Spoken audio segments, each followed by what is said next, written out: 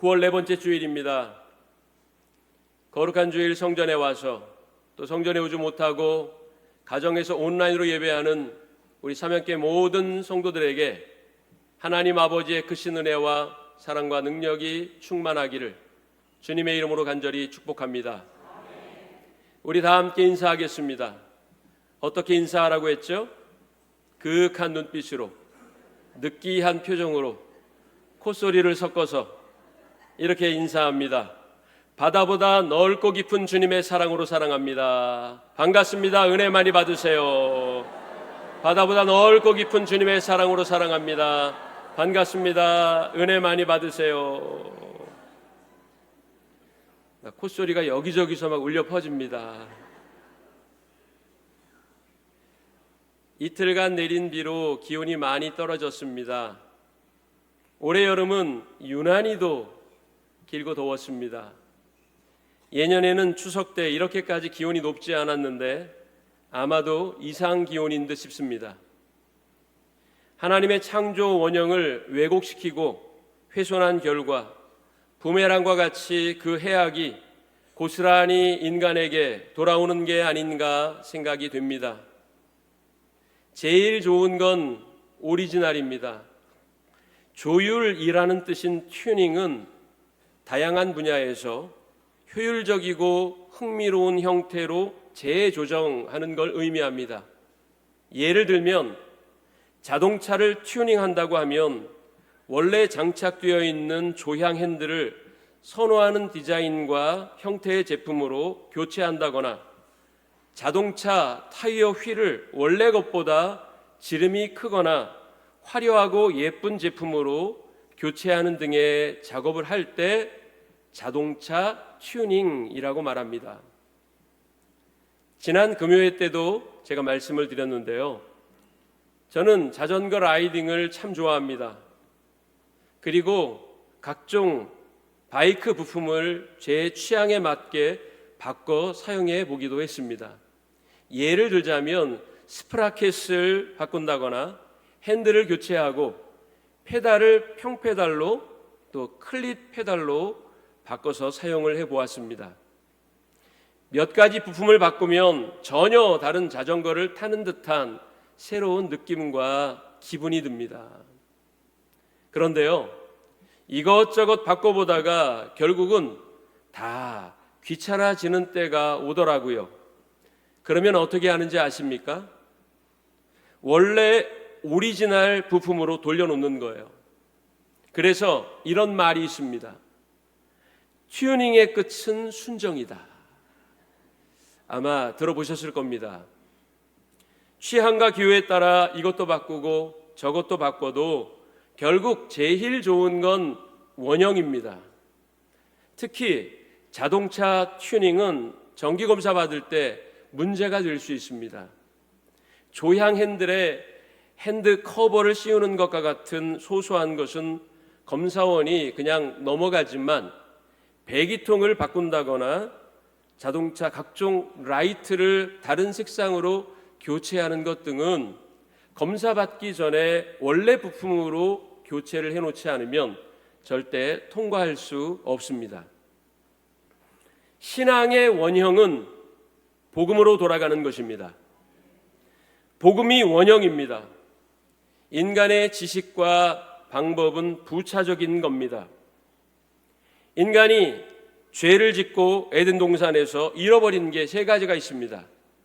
첫 번째는 낙원을 잃어버렸습니다. 실낙원 했어요.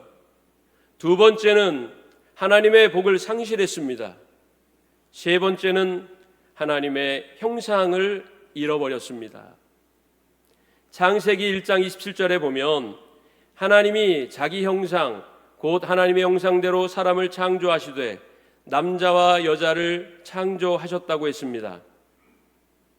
공의와 사랑의 하나님은 당신의 형상대로 인간을 창조하셨습니다. 그러나 죄가 인간 속에 들어왔을 때 그 하나님의 형상이 파괴되었습니다. 바울은 이에 대해 고린도후서 4장 4절에서 이렇게 말했습니다. 그 중에 이 세상의 신이 믿지 아니하는 자들의 마음을 혼미하게 하여 그리스도의 영광의 복음의 광채가 비치지 못하게 하미니 그리스도는 하나님의 형상이니라. 죄로 인해 그리스도 영광의 복음의 광채가 비치지 못하고 혼미하고 어두운 죄의 터널 안에 갇히게 되었다는 겁니다. 하나님 형상의 상실은 곧 하나님과의 관계 단절을 의미합니다. 하나님과의 관계가 끊어짐으로 인해 인간 삶에는 고통과 번민 그리고 혼란만 가득하게 되었습니다. 이것을 극복해 보려고 많은 노력을 합니다. 명상과 수행을 통해 신과의 합일에 도달하면 인간의 한계를 극복할 수 있을 거라 여겼습니다. 그래서 힌두교에서는 요가 수행을, 불교에서는 팔정도를, 도교에서는 단학을 튜닝법으로 제시했습니다. 그러나 죄에 물든 인간은 그 죄를 해결하지 않고는 절대로 거룩하신 신 앞에 나아갈 수 없습니다.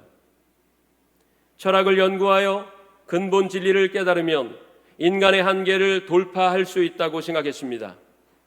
소크라테스, 플라톤, 아리스토텔레스의 고대 철학, 중세 철학, 경험론, 합리론, 관념론, 분석 철학, 언어 철학, 현상학, 포스트 모더니즘 등의 방법으로 튜닝해 보려고 했습니다.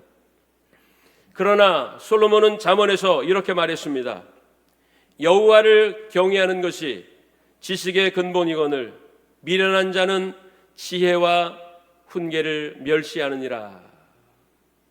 여호와를 경외하지 않는, 여호와를 인정하지 않는 세상 지식은 다 헛될 뿐입니다. 율법 준수를 통해 의로움을 얻고 구원의 길을 찾을 수 있다고 유대인들은 믿었습니다. 율법이 인간성 회복을 위한 효과적인 튜닝법이라고 생각했습니다. 그러나 바울은 로마서 3장 28절에서 분명히 가르치고 있습니다.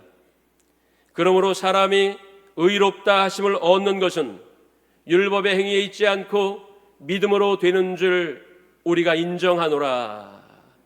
할렐루야. 가진 방법을 다 동원해 봤지만 상실한 하나님의 형상을 회복할 수 없었습니다.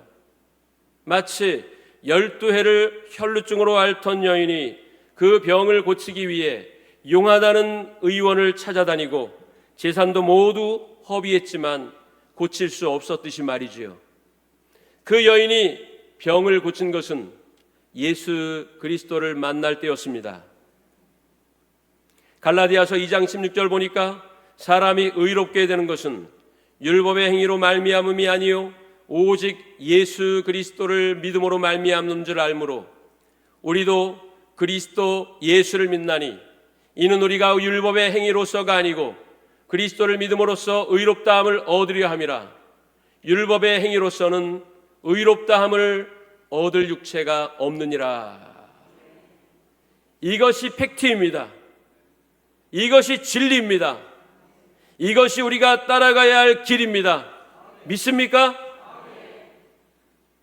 바울은 그리스도 안에 거하는 것만이 파괴된 하나님의 형상을 회복하는 유일한 길이라고 말했습니다.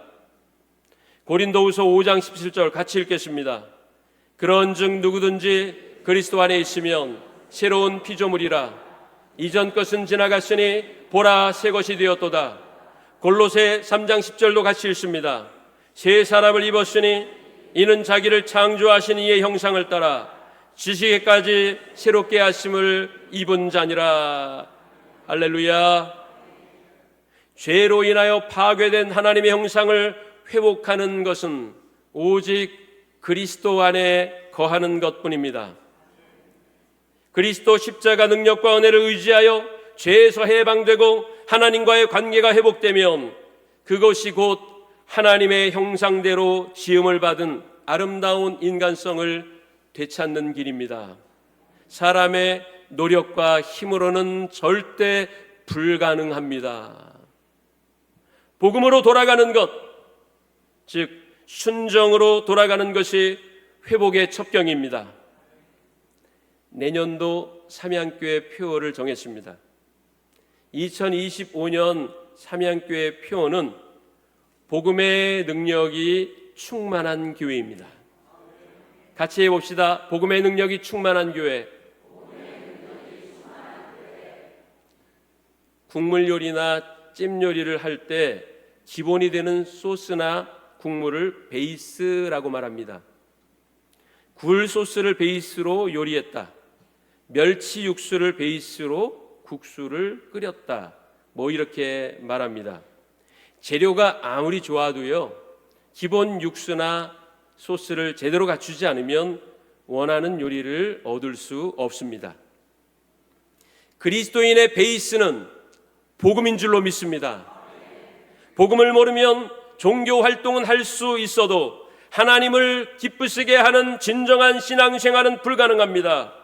흉내는 낼 수 있으나 하나님의 계획과 뜻을 제대로 이룰 수 없습니다. 오늘 설교 제목은 고난의 원심력을 기도의 구심력으로 극복하라입니다. 물리법칙에서 원심력이란 회전 운동을 하는 물체가 중심으로부터 바깥으로 이동하려는 힘입니다. 구심력이란 물체가 회전 운동을 할 수 있도록 중심 방향으로 당기는 인력을 뜻합니다. 원심력과 구심력이 균형을 이룰 때 해당 물체는 안정적인 원운동을 하게 되는 겁니다. 인공위성이 지구를 회전하는 원리도 원심력과 구심력의 평형으로 인한 겁니다. 지구 중력이 구심력이고 위성의 공전운동으로 발생하는 원심력과 균형을 이룰 수 있게 하는 겁니다. 여러분, 올림픽 육상 경기 중에서 해머 던지기 경기가 있습니다. 지름 2.135m의 원 안에서 무게 7.25kg의 해머를 두 손으로 잡고 원심력을 이용하여 멀리 던지는 여부를 겨루는 경기가 바로 해머 던지기입니다. 멀리 던지기 위해서는 원심력이 최대로 발휘될 수 있도록 회전 운동을 잘 해야 합니다. 그렇지만 원심력만큼이나 중요한 게 있습니다. 그것은 바로 구심력입니다. 선수는 정해진 원 안에서 3에서 4회 회전하며 원심력을 최대로 끌어올리기 위해 노력하는 동시에 그 원심력을 이기며 중심을 꼿꼿하게 유지하도록 신경 써야 합니다. 원심력 때문에 몸이 중심을 유지하지 못하고 바깥쪽으로 쏠리게 되면은 해머를 더 멀리 던질 수 있는 일에 실패하게 됩니다. 원심력과 구심력이 완전한 평형을 이루어야만 릴리즈 했을 때 해머가 멀리 날아가게 되는 것입니다. 오늘 거센 고난의 원심력을 믿음의 구심력으로 이기고 승리한 한 인물에 대해서 말씀을 드리려고 합니다. 그는 다니엘입니다. 다니엘은 유다가 망하고 바벨론의 포로로 끌려갔던 청년 중에 하나입니다.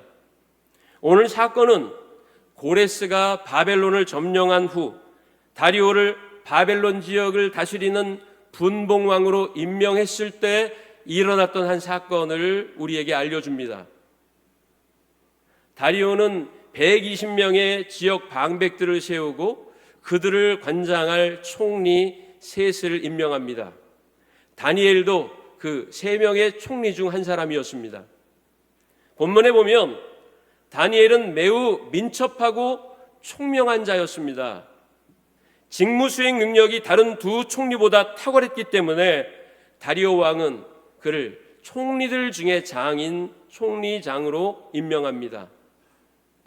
그런데 문제가 생겨요. 다른 두 총리와 120명의 고관이 다니엘을 시기하게 된 겁니다. 포로로 끌려온 주제에 자기들보다 더 인정받고 승승장구하니 배가 아파서 견딜 수가 없었던 거지요.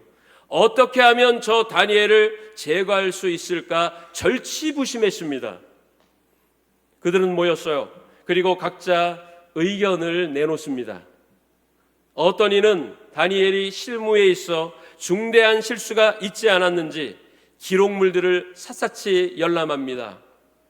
재정에 손해를 입힌 적은 없는지, 비정상적인 업무는 없었는지 아무리 추적해봐도 먼지 한 톨만한 실수도 찾을 수 없었습니다.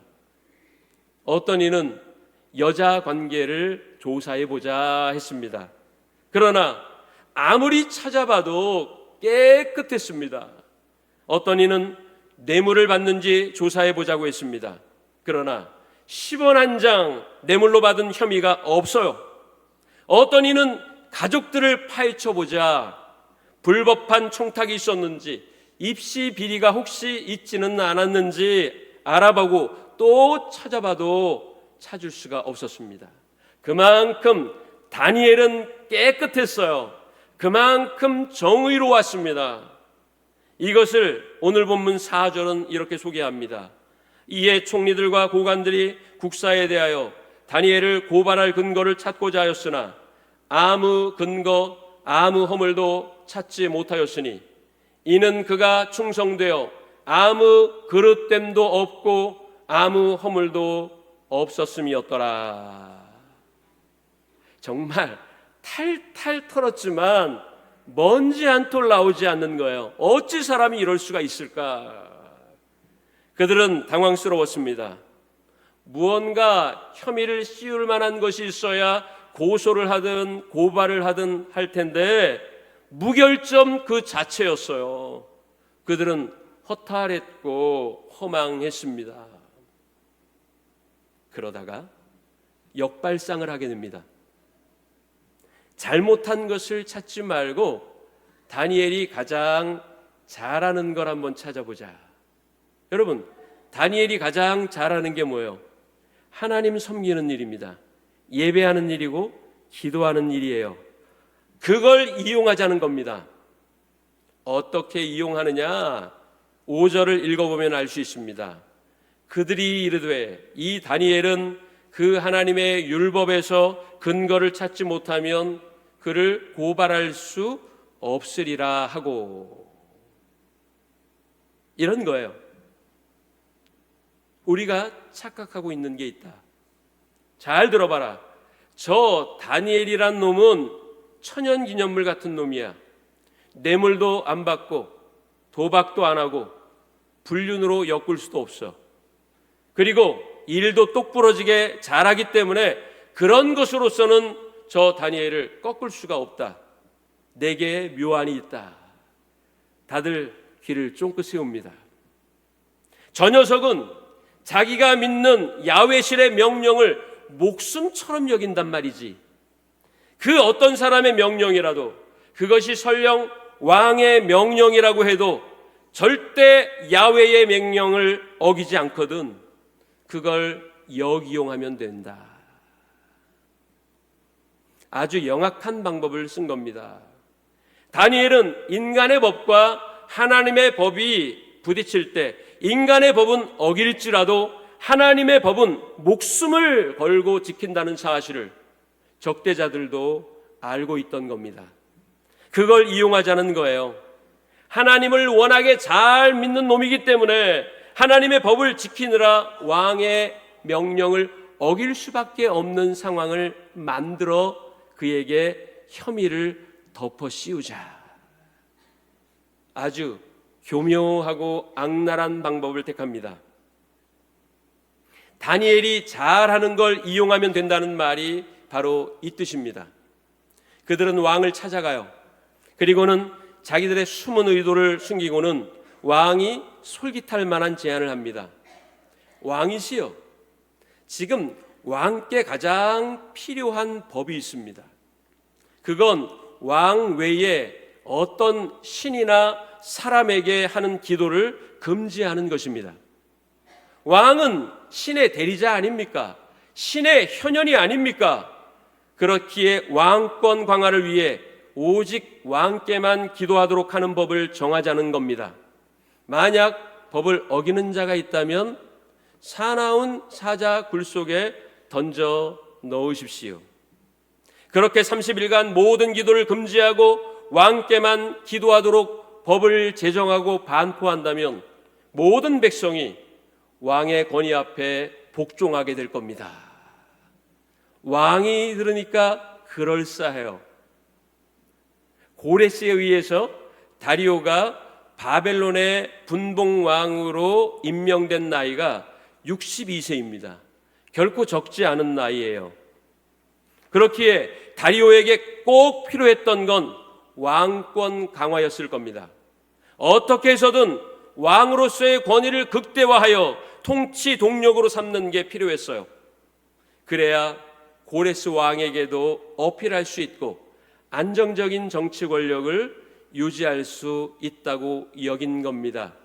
그래서 그 자들의 모사를 받아들인 겁니다. 조서를 작성하게 하고 왕의 도장을 찍어 전국에 반포합니다. 반대자들은 회심의 미소를 지었습니다. 마치 예수님을 빌라도 법정에 세우고 십자가형을 받도록 모사한 자들과 같이 다니엘과의 대결에서 자기들이 승리했다고 생각했습니다. 그러나 그것은 철저한 오판이었고 착각이었습니다. 다니엘은 이들의 흉계에 걸려들었습니다. 그러나 다르게 생각하면 그의 신앙을 적대자들마저 인정했다는 거 아닙니까? 그들의 생각에도 다니엘은 절대 하나님의 법을 어기지 않을 사람인 거잖아요. 목에 칼이 들어와도 물질과 명예와 지위를 빼앗길지언정 믿음은 빼앗기지 않을 사람이라는 걸 적대자들도 알았던 거고 인정했다는 겁니다. 저는 우리 삼양교회 성도님들이 이런 믿음을 가지기를 원합니다. 세상 사람들마저도 인정할 수밖에 없게 하는 신실함이 여러분들에게 있기를 주님의 이름으로 간절히 축복합니다. 이제 다니엘은 어떻게 해야 할까요? 총리장이기에 금령이 반포되었다는 사실을 모를 리 없습니다. 아니, 다니엘이 그 법을 반포하는 책임자였는지도 모르지요. 왜냐? 총리장이니까. 고민했을 겁니다. 두려웠을 거예요. 아마 밤에 잠도 못 자고 뒤척였을 겁니다. 그러나 다니엘은 결심합니다. 하던 대로 하리라. 전에 하던 대로 하리라. 나는 절대로 믿음을 포기하지 않으리라. 굴복하지 않으리라. 너희가 나를 죽이려고 흉계를 꾸몄을지라도 나는 두려워하지 않을 것이라. 오직 하나님만을 섬길 것이다. 할렐루야. 시를 보여주세요. 그 선한 힘에 고요히 감사하여 그 놀라운 평화를 누리며 나 그대들과 함께 걸어가네. 나 그대들과 한 해를 여네. 지나간 허물 어둠의 날들이 무겁게 내용은 짓눌러도 오 주여 우리를 외면치 마시고 약속의 구원을 이루소서. 주께서 밝히신 작은 촛불이 어둠을 헤치고 타오르네.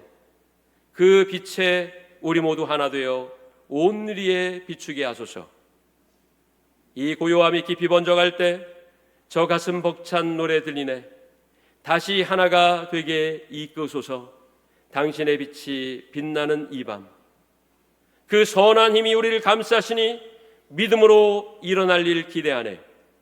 주 언제나 우리와 함께 계셔 하루 또 하루가 새로워. 노이 야르 디트리히 본 회퍼. 여러분들도 아실 겁니다. 주 선한 능력으로 안으시네. 그 크신 팔로 날 붙드시네. 절망 속에도 흔들리지 않고 사랑하는 주 얼굴 구하리. 선한 능력으로 일어서리. 주만 의지하리. 믿음으로 우리 고대한의 주 오실 그날 영광의 새 날을 맞이하리.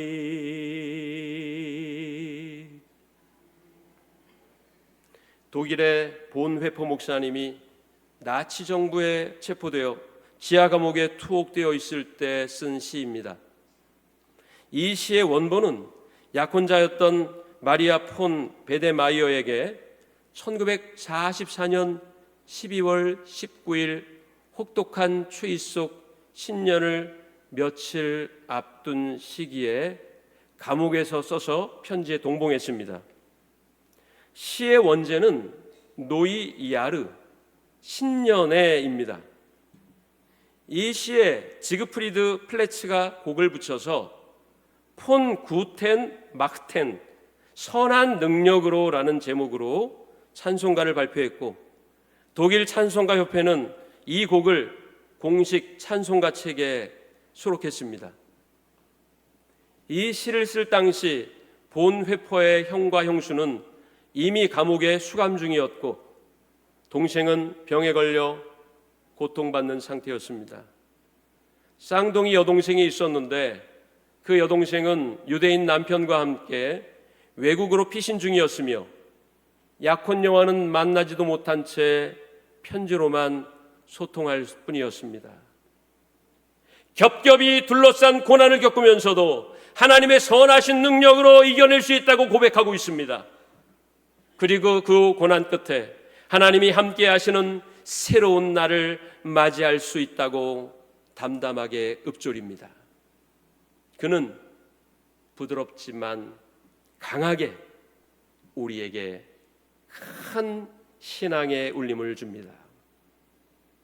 여러분, 붙들고 살던 여러분들의 꿈, 희망, 비전, 명예, 사랑, 의지, 자존심마저 사정없이 공격해오는 시련, 고난, 시험, 의심 등으로 사방으로 흩어져 흔적도 없이 사라져버릴 수밖에 없는 상황을 겪으며 우리는 때로 절망합니다.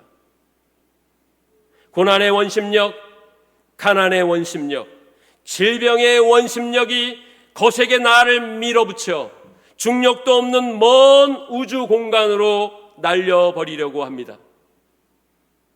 견디다 못해 이제 손을 놓아버릴까? 포기해버릴까?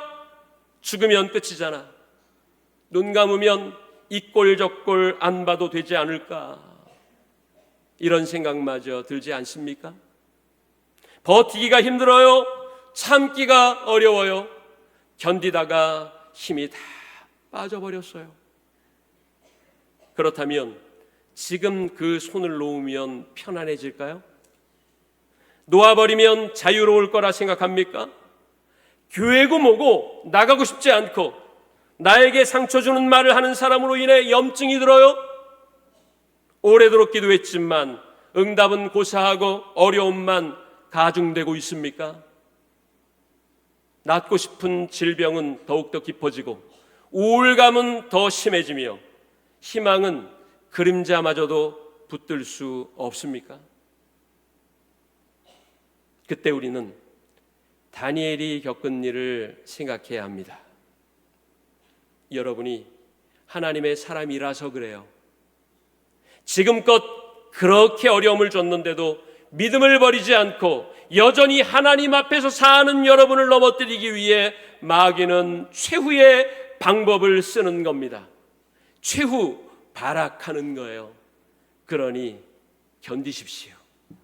참으십시오. 믿음의 능력을 사용하십시오. 하나님의 율법에서 근거를 찾지 못하면 이 말이 제 귀에 맴돕니다. 여러분은 그 어떤 원심력으로도 넘어지지 않는 분들입니다. 왜 그렇습니까? 우리는 세상 가치가 아닌 하나님의 능력과 은혜로 사는 사람들이기 때문입니다. 그게 여러분의 구심력이에요. 그 구심력을 절대로 놓지 마십시오. 끝까지 붙잡으십시오. 그러면 승리합니다. 오늘 본문 10절에 보면 이렇게 말합니다. 다니엘이 이 조서에 왕의 도장이 찍힌 것을 알고도 라고 했습니다. 몰라서 법을 어긴 게 아니에요. 죽을 줄 알면서도 왕의 금령을 어긴 겁니다. 왜 그래요? 하나님의 법이 먼저이기 때문입니다. 사람의 법이 아닌 하나님의 법을 우선시했기 때문입니다. 그는 전에 하던 대로 했습니다. 전에 하던 대로 어떻게 했나요? 윗방으로 올라가서 예루살렘을 향하여 난 창을 열어두고 무릎을 꿇고 하늘의 하나님께 기도하며 감사했습니다. 금령이 떨어졌다고 해서 그 금령이 지나가기까지 30일 동안 소나기 올 때는 피하자가 아니었어요. 오히려 그 소나기 속에 들어가 소나기의 즐거움을 만끽하고 옵니다. 적대자들의 흉계는 원심력입니다. 왕의 금령이 원심력이에요. 금령이 전국에 반포된 게 원심력입니다. 그 원심력은 다니엘을 산산조각 내서 사방으로 흩어버리려고 하고 있어요. 그 힘을 견디기가 쉽지 않아요. 그냥 원심력을 따라가는 게 더 쉬울지 모릅니다. 그러나 원심력에 지면 그거는 패망입니다. 멸망이에요. 다니엘은 신앙의 구심력, 믿음의 구심력, 기도의 구심력을 붙들었습니다. 죽을 힘을 다해 붙들었어요. 그 결과 다니엘은 법을 어긴 죄로 사자 굴 속에 던져집니다. 하나님을 배반하지 않은 결과가 사자 굴이었어요. 우리는 여기서 또 한 번 고민합니다. 믿음의 구심력, 기도의 구심력을 붙든 결과가 사자 굴이라면 내가 굳이 그 원심력을 붙들 이유가 있을까? 그러나 여기가 가장 중요한 지점입니다. 해머 던지기 선수가요, 가장 적절한 시간에 해머를 릴리즈하면 그게 선수의 가치를 증명해주는 실력이 되는 것처럼 하나님은 가장 적당한 시간에 가장 적당한 방법으로 성도들에게 응답하십니다. 믿습니까? 다니엘은 사자굴에 던져졌지만 하나님께서 사자들의 입을 봉하십니다. 다니엘 6장 22절 보면 나의 하나님이 이미 천사를 보내어 사자들의 입을 봉하셨으므로 사자들이 나를 상해하지 못하였사오니. 할렐루야. 하나님은 사자들의 입을 봉하셔서 다니엘을 지키셨습니다. 그리고 다니엘을 모함하던 자들이 오히려 사자굴 속에 던져졌고 그들의 몸이 땅에 떨어지기도 전에 사자들이 그들의 뼈를 부스러뜨렸다고 했습니다. 또 다리오 왕은 다른 조서를 내려 다니엘이 섬기는 하나님을 두려워하며 섬길 것을 명했습니다. 가장 완벽한 승리 아닙니까? 사랑하는 사명교회 성도 여러분, 온갖 시련과 고난의 원심력을 이기십시오. 사방에서 여러분들을 우주 공간으로 흩어버리려고 고난을 여러분들에게 거세게 불고 있습니까? 예배 성전에서 쫓아내려고 하며 기도의 골방에 머물지 못하도록 하고 아름다운 성도의 교제의 자리에 머물지 못하도록 하고 있습니까?